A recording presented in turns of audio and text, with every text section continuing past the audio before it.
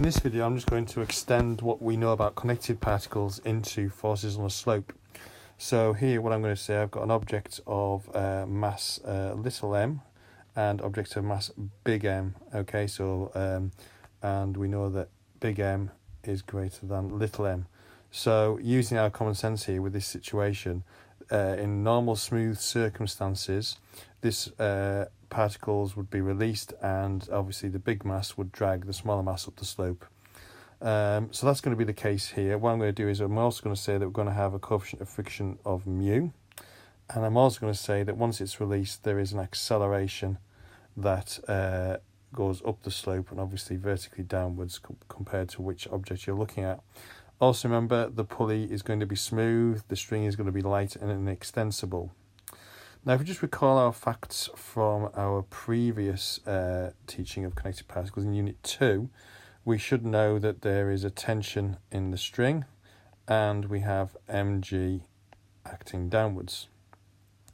Now, if we turn our attention to the object on the slope, if we recall, we have our little mg acting downwards and we have our mg cos theta, and we have our mg sine theta.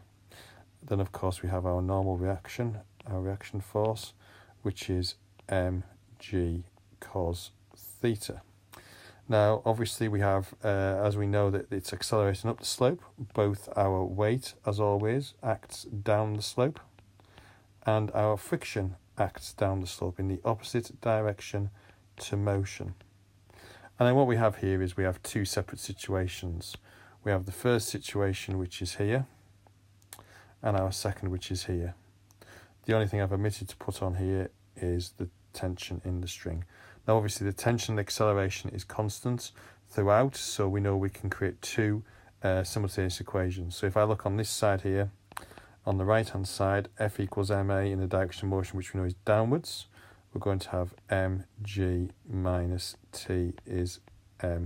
And then if we look at the force on the slope, the force is moving up the slope, so we can obviously examine parallel to the slope.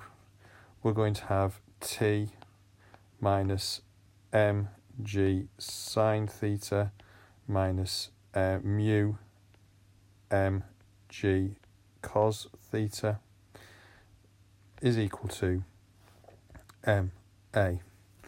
Now, obviously, what we've got here is we've got a common a and we've got common t.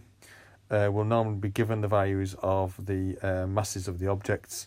Therefore, we'll be able to then calculate t and a.